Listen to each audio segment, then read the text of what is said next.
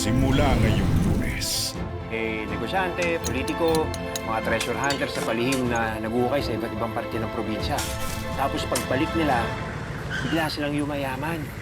Yung sa mga naririnig ko, sir, isang talakmak na ginto. Ano yan? Mapa na kayamanan. Naawa ko sa'yo, Kabo. Hindi mo dapat nararanasan ang buhay na ganito. Naalala mo ba nung bata ka pa? Naalala ko po, Tay. Gabriel, makinig sa amin. Makinig ka kay Mami, ha? Naalala ko ang lahat. Itong pinagagawa sa atin ni Umali, pag pumalpak tayo, malaking pera mawawala sa atin. Hindi ako lalaban, boss! Hindi reporter ang gumulto sa amin. Sino? Hindi namin kilala. Ilan sila? Isa lang. Pag tinatanong kita, sumagot ka na maayos! Inilagay ka ng admin sa preventive suspension.